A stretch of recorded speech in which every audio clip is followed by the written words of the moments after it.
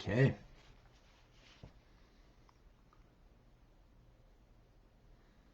Welcome, folks.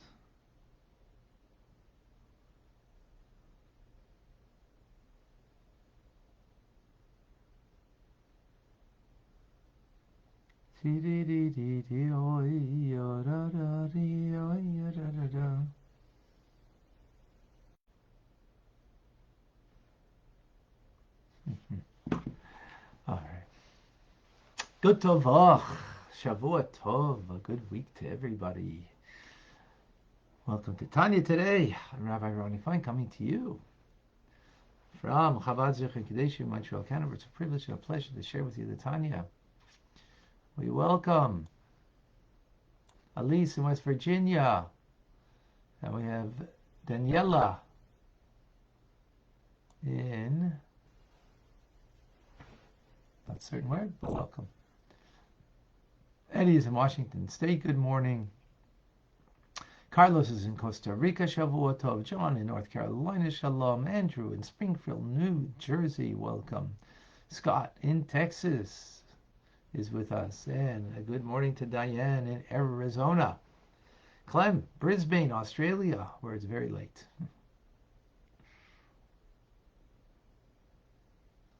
Who else has joined us?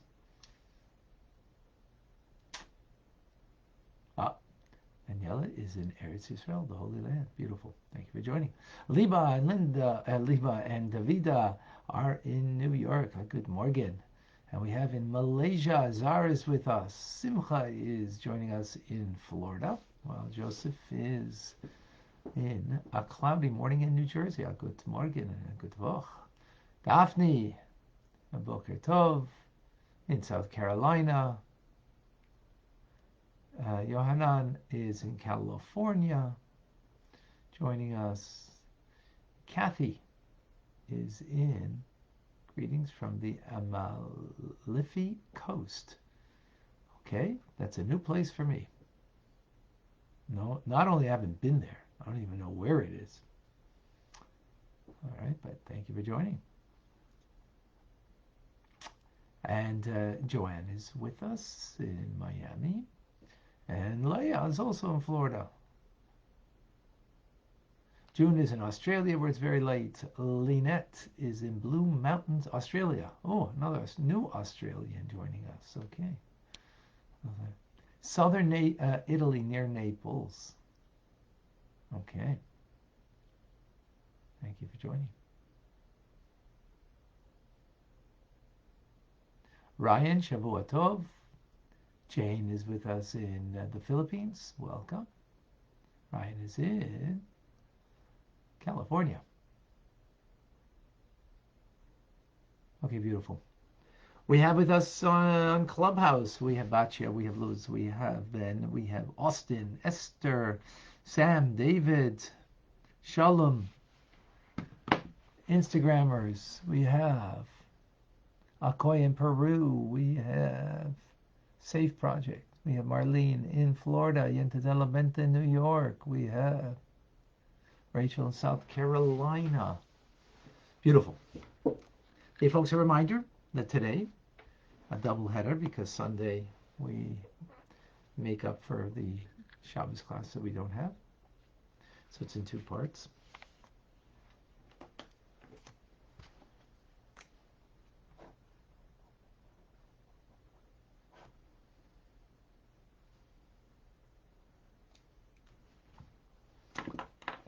We continue in the fourth essay, dealing with seemingly contradictory concepts in Kabbalistic teachings, whether from the Zohar, from the Eitz Chaim, the pre-Eitz Chaim, and so on.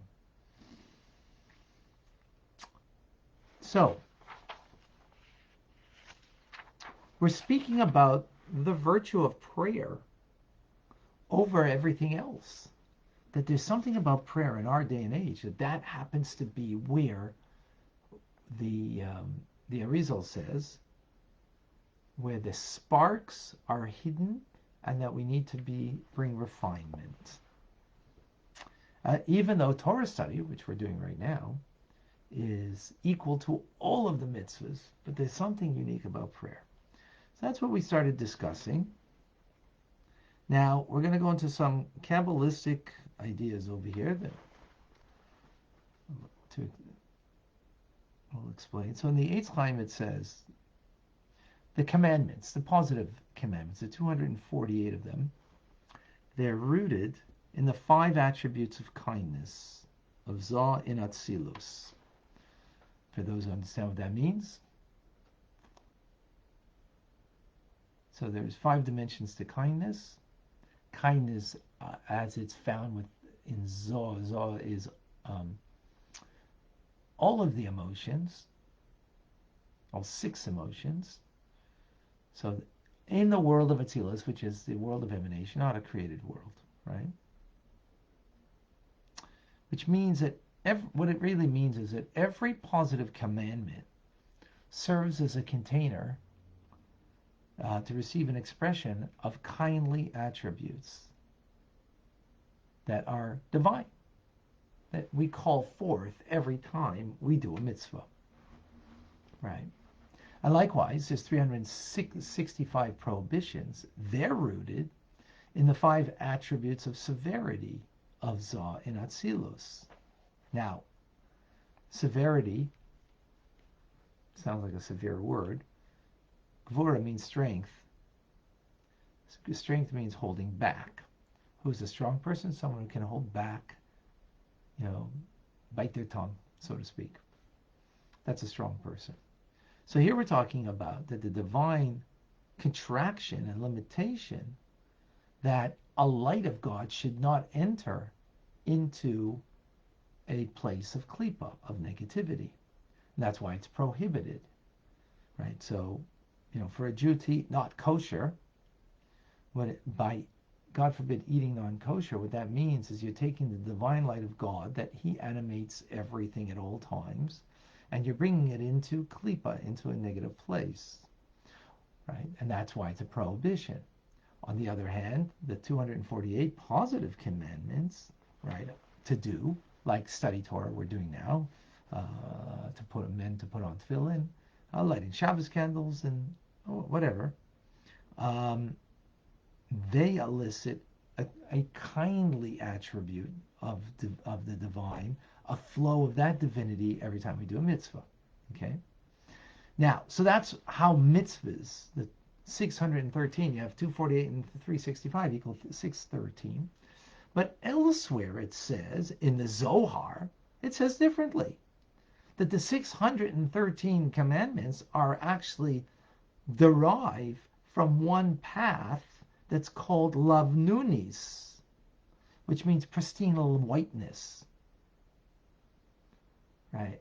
Which is referring to supernal keser, crown. Now, so in keser, so again, this is some kind of deep Kabbalistic stuff that I'm going to try to make it as understandable as possible.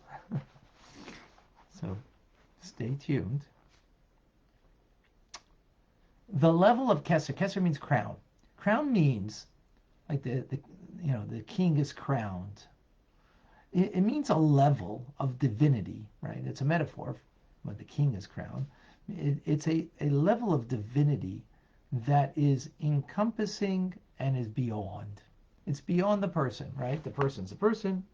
You have your head and everything, and then you have a crown on top. That's beyond. So the mitzvahs, they come from this path that's beyond, of lavnunis, whiteness, supreme keser. Why is it called whiteness? Because in that place, there's no room for severity. There's no room for a possibility of negativity. Right? So we kind of have a problem over here. It's a contradiction then. We just said mitzvahs come, the negative mitzvahs, they come from the severity of Zah in the world of Atzilus, right? Holding back, refraining the light that it should not come into klipa, into a negative place in this world. But the Zohar says that the mitzvahs come from keser. So it seems to be and keser is only kindness. there is no negativity. There is no force of gevura there, in the internal aspect of Kesed at least. Only Chesed. So what do we have here? We have 248 positive commandments. As we say they come from the 10 spheres of Zoh. So we have a contradiction over here, seemingly. Actually, it's a multitude, because in the previous class we also spoke about the 248 commandments, that they come from the vessels of the 10 spheres of Zoh. And now we just learned that they come from the 5 attributes of kindness of Zoh. And then we have, as we said, supernal Keser, crown, which means a place where there is no severity at all. Okay, so where do mitzvahs come from? The explanation is as follows. All mitzvahs are ultimately to be drawn down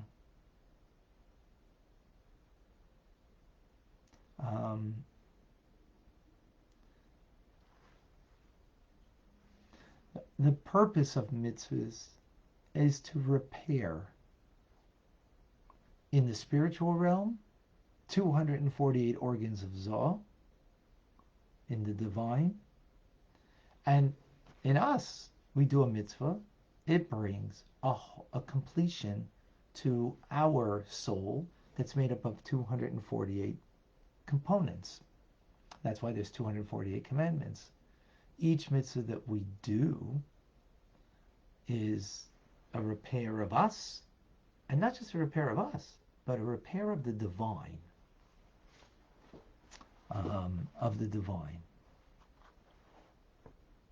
And how is this done? Because we're able to draw down the 5 attributes of kindness and the 5 attributes of severity, as they are rooted, though, in a place where there is an infinite light, where there is only but kindness. As we said, Keser, the internal aspect of the crown.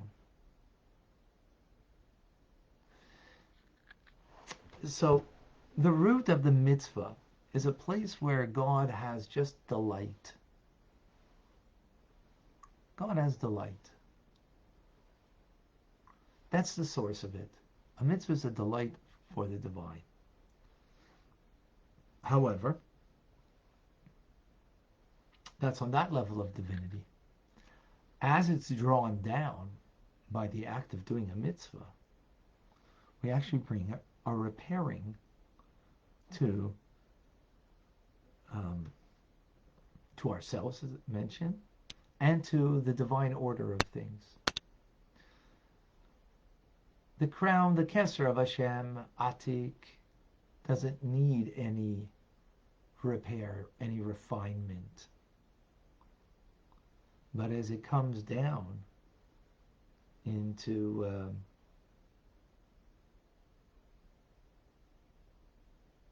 respective mitzvahs, 613, we need to bring a refinement into that order of the divine, and into us, by the act of doing the mitzvah, we bring a refinement to us.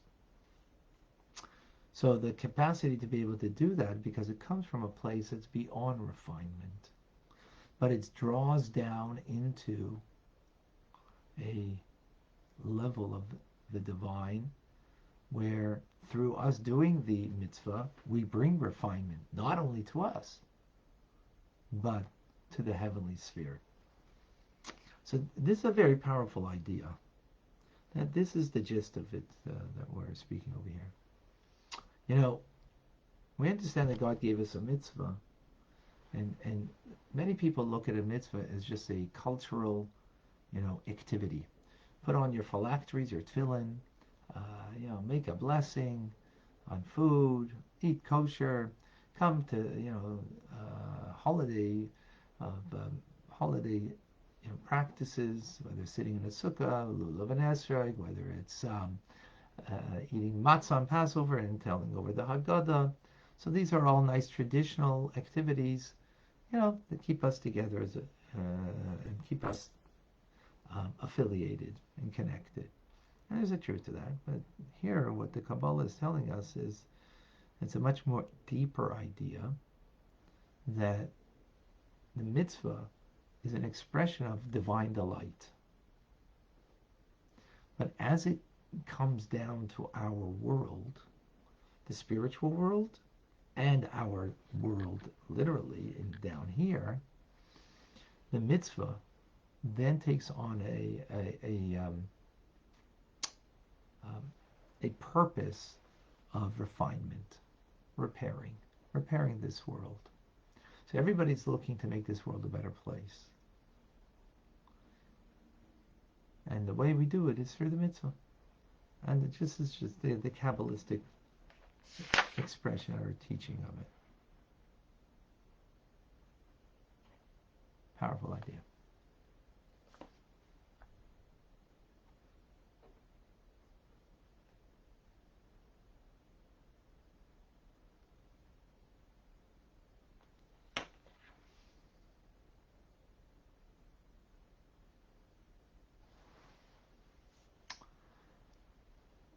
We continue in the fourth essay. We explained where mitzvahs come from. They come from a divine delight, where in that divine delight there is no negativity at all, no severity, not even divine severity, which is not really negative. Shouldn't even say it's not even negative, but it's still severe. It's contracting. It's holding back. So that's the source of the mitzvah. But then the purpose of the mitzvah is in order to bring refinement, repairing in us individually. That's why there's 248 positive actions that we do, because we have 248 parts of the soul. But not only that, there's 248 parts of the divine order of things above that we also affect the divine. So what comes out is that the practical mitzvahs is the ultimate purpose of Seder Shtalshelus, the chain-like stages of progression of where God screens out his divine light in order that we have a physical world. Because then what we can do is take the sparks that are here in this world and bring refinement to it. And with this we can understand that Moshe Rabbeinu, Moses, why he wanted to go into the Holy Land. Because he knew that going into the Holy Land you do physical acts of mitzvahs and that you can bring a refinement in the physical reality of this world. Therefore he wanted to go into the Holy Land. Now, we know about mitzvahs that they cannot be delegated to another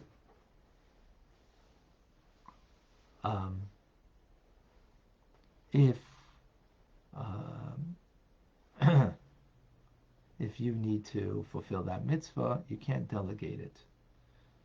Right? If you can delegate it, so you can delegate it and you study Torah instead. But if you can't delegate it, then you must do it. So for example, praying to God, you can't delegate it because it's your mitzvah. Putting on tefillin, it's your mitzvah. Right? You can't say, well, I'm just going to learn Torah. No, I'm going to delegate mitzvahs. No, you can't do that. Right? So you forgo Torah study in order to fulfill a mitzvah. And beyond a question that one forgoes prayer, that is, prayer is about the love and awe of God, for the mitzvah. Why? Because in order to refine the sparks of holiness that are trapped in this physical world, you need to do a practical mitzvah with the physical elements of this world. That is the purpose of creation. So we see the power of the mitzvah. In addition, practical mitzvahs and their study, right? So you can know how to do the practical mitzvah. far transcend the intellect, meaning the intellectually generated love and awe of God that comes through prayer. Because that doesn't express itself in a physical manner, prayer, right? Prayer is with your mind, with your heart, right? With your mind understanding the greatness of God and being aware of your divine connection with God that leads you to a love and awe of God. But it doesn't take expression, prayer, in any physical way. Except that the heart feels something, right? As opposed to a mitzvah, right?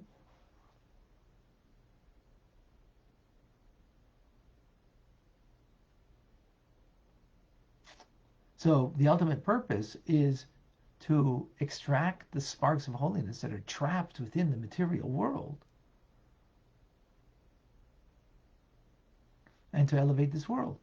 But it's not just that we elevate this world, refine the world through a practical mitzvahs because they're done with the materiality of this world, but also because of our bond, the soul's bond with God is also through a mitzvah, is great. The verse says that we should cleave to God through cleaving to his attributes. Meaning, when one acts in a kindly manner, for example, so they're cleaving to the supernal divine attribute of kindness. And you're one with God through that act of kindness. Now, when you're cleaving to God through the act of kindness, you're not cleaving to the essence of that the divine attribute, but only to the externality of the existence of that supernal attribute. We learned this, if you recall, in letter 15, letter 15, that Avram Avinu said, I am but dust and ashes. So it was a sign of humility. But the interesting point of the humility that expressed was, he is the embodiment of kindness, but he understood that his kindness versus God's kindness is dust and ashes. Even though, a tree, for example, a beautiful fruit-bearing tree, when, it gets burned, there's dust and ashes. So the essence of dust and ashes of the tree is the same thing as the tree, essentially. But in the end, it's incomparable. The tree versus the ashes that you get from the tree at the end, right? That's a metaphor to understand how incomparable Abraham's kindness was to God's kindness. So he understood that and therefore said, in a very real sense, that he's but dust and ashes. His kindness versus God's kindness, right? So that's when we act in a kind way. So we're united and bound with God, but not to the essence of the divine kindness, because that's way beyond. This is all the more true with regard to the infinite light of God, that no thought can apprehend God. We can only grasp the existence of God with our minds, but not the essence of God, right? What is the existence of God? He gives life. By giving us life, we sense his reality, his being, right? But not the core essence of him, we don't. And that's why in prayer we say, holy, holy, holy, kadosh, kadosh, kadosh is God. Meaning he's removed. He's removed from us. He's so removed. Holy means beyond, right? Beyond what we experience in our world. What do we experience in our world? Cause and effect. Everything is a cause and effect, right? You do something, that's the cause that creates an effect. Positive, negative, whatever, that's not the point. The point being that everything in our world is cause and effect, except for one thing, God. And the reason why everything in our world is cause and effect is everything comes from somewhere. So therefore there's a cause that caused it. That creates the effect. Except for one thing, God. So that's why the essence of God we will not be able to apprehend, because there isn't a cause that caused him, that, therefore there'd be like a linkage in a chain going upwards till we can finally, oh, okay, I get him. No, beyond. That's why we say kadosh, kadosh, kadosh, right?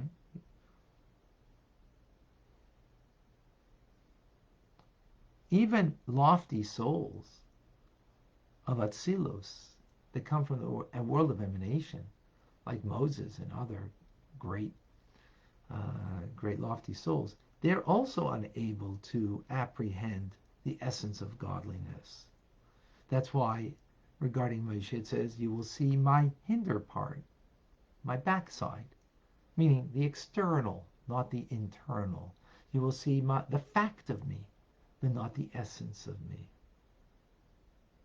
So what do we have? That this vision that the soul has, that it gazes upon godliness, without the benefit of the mitzvah, you only get the externality of God, but not the essence of God.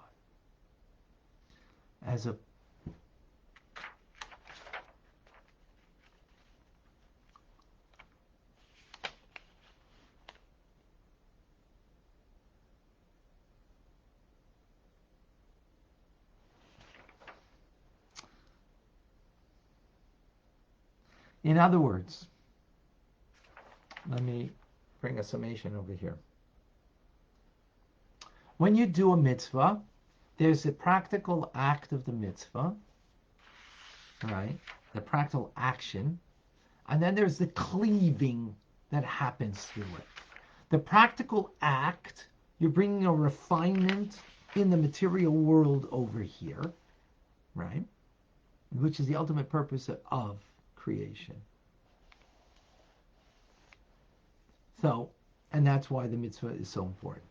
At the same time, you're also having a bond with God, because you are acting in a kind way, and therefore you're being bound up to the kindness of God. But that being bound up with God in the cleaving of the soul is only what we said, to the external aspect of the divine, right, as opposed to the essence of the divine. So in other words, the physical act, we actually connect to the essence of God. But the spiritual aspect of the mitzvah, which the soul is bound with God, we are bound up to the external of the divine, not the internal. Very fascinating.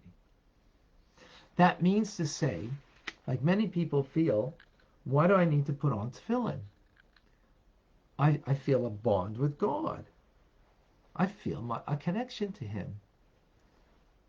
So the answer is, this Kabbalistic teachings here tells us that your soul will cleave to God, but only to the external aspect of the divine, right? And that's like Abraham would said, I am dust and ashes, because his kindness is dust and ashes. And we're talking about a holy man that is an embodiment of kindness, and yet he can only cleave to the external aspect of the divine through his act of kindness.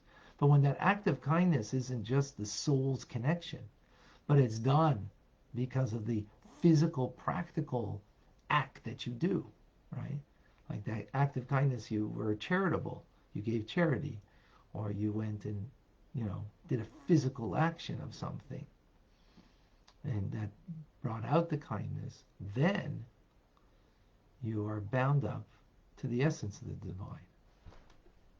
And you are refining this world and making this world a place of dwelling for the Almighty. All right, that was pretty lofty stuff. I hope that was something that I explained well, that you got. As I mentioned, this last part of Tanya is amazing, but also challenging because of the difficulty of Kabbalistic teachings. Okay, do we have any questions?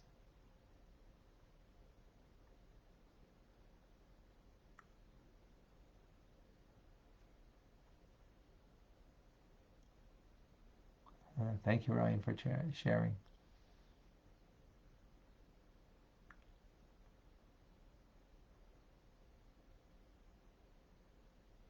A reminder, Rambam coming up. We have 6:30. We have Torah studies and TRC tonight.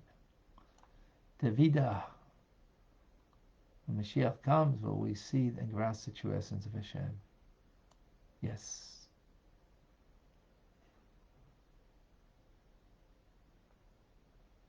Anybody else? Anybody else? Okay. Oh, 1 second, Rachel. His study of Torah, refining of the inner person, and doing of the mitzvahs, the refining of the external, and doing both ability to unify and elevate the entire being. So, studying Torah brings a unity of the soul. Primarily it's of the soul, right? Bringing a bond, a deep connection of the soul to God. It's the greatest form of unity. Doing a mitzvah, we also are unified with God, but we're unified with our power of action. It's unified. It's not as a deep unity. It's like ink and paper come together as one, but then you have carved out, in a stone, letters that are one. It's a much deeper oneness. But doing the act of the mitzvah, you're bound up. The act of mitzvah, you change you reveal the sparks of godliness in this world, and you are bound up with the essence of Hashem too. Thank you for the question. Joseph, can prayer influence Hashem? Absolutely. You have to dig deep inside of yourself for that usually. But yeah. Elise, did I get it right? The practical physical action of the mitzvah plus the cleaving of the soul bound with the external aspects of God, because it binds us to the essence of God. So the act of the mitzvah binds us to the essence of God, and the cleaving to the external aspect. Yes. It's not the two equal. The two are different components, different parts. Thank you. Excellent. All right, folks. I'm Rabbi Ronnie Fine, coming to you from Chabad Zichron Kadesh in Montreal, Canada. It's a privilege and a pleasure to share with you the Tanya. A good vach, a good week, and join us. God bless you all.